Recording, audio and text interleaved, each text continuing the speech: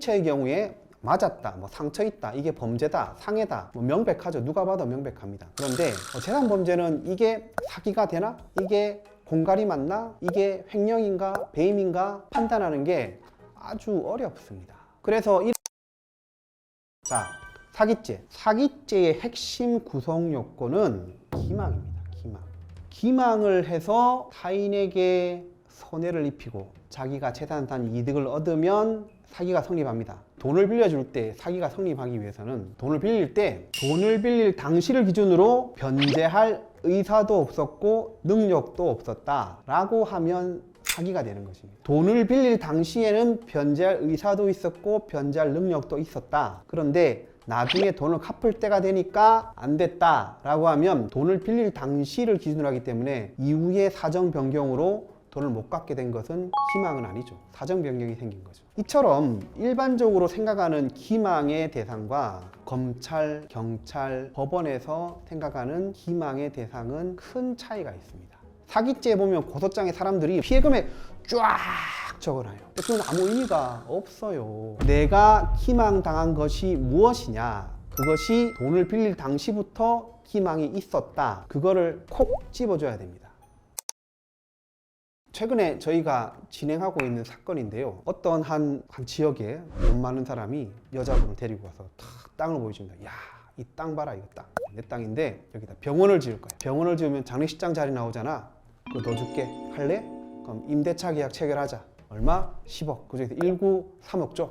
3억 딱 받았습니다. 3억 낼름 갖다 줬죠. 그런데 1년, 2년, 3년이 지나도 공사도 시작되지 않았습니다. 알고 보니까 그 보여준 땅의 한 반 정도는 그 사람 것이 맞아요. 반은 자기 건 아니죠. 이분이 와가지고 이제 고소를 하려고 합니다. 자, 이 3억을 준 거에 대해서 고소를 하려고 하는데, 자, 이때 기망의 대상을 뭘로 특정해야 될까요? 그 노인이 땅을 보여주면서 땅이 내 것이다 이렇게 얘기했고, 그 다음에 병원이 들어선다 얘기를 했고, 그 다음에 장례식장이 들어온다. 이 장례식장을 임대해 주겠다. 그래서 보증금으로 10억인데 일단 3억만 줘 라고 해서 3억을 준 것입니다. 자, 이때 이 땅이 누구 거냐는 것은 등기부 떼면 나오잖아요. 등기부를 떼보니까 그 보여준 땅의 일부는 이 노인 것이 맞고 일부는 다른 사람 거였어요. 이게 아예 없다면 또 해볼 만한데 일부는 또 노인 게 맞아요. 아, 보니까 이 사람이 노인이 자기 땅이라고 했는데, 그래서 제가 그 말에 속아서 3억을 줬어요 라고 하면 무혐의 나옵니다. 만약 그렇게 해서 이분이 만약에 고소를 했다고 하면 경찰은 수사의 대상을 뭘로만 보냐? 이 땅이 누구 거냐? 요거만 봐요.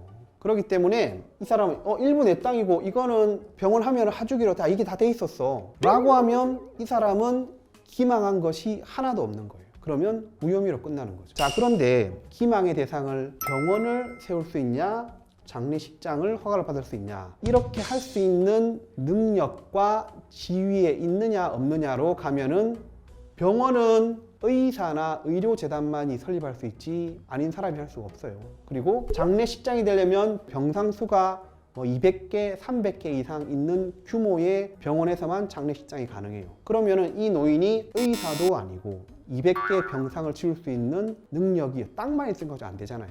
라는 것을 기망의 대상으로 삼았다.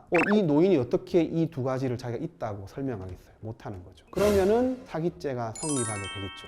이해가 되셨나요? 자, 이처럼 사기죄에 있어서는 기망의 대상이 뭔지를 콕 집어줘야 됩니다. 잘못 찝는 순간 이건 무혐의로 가는 거예요. 우리가 고소고발 사건에서 투입되는 수사관들은 민원 처리라고 생각합니다. 되도록이면 편하게 하는 걸 좋아하죠. 너무 사건이 많아요. 이해됩니다. 이해되는데, 그렇기 때문에 고소하는 분들이 잘 해야 돼요. 그냥 내가 요 정도만 해주면 수사관이 알아서 촉촉촉 해주겠지? 안 그렇습니다. 경찰에게 네가 뭘 수사해야 돼 라는 것을 정확하게 찝어주고 요거만 하면 돼 라는 것을 알려줘야 됩니다. 그렇게 해야 제대로 처벌받게 할 수 있습니다. 자, 오늘은 일단 사기죄에 대해서 말씀을 드렸는데요. 다음 시간에는 공갈, 횡령, 배임에 대해서 차근차근 설명드리도록 하겠습니다. 설린연구소 김 서장이 준비한 순서는 여기까지입니다. 안녕히 계십시오.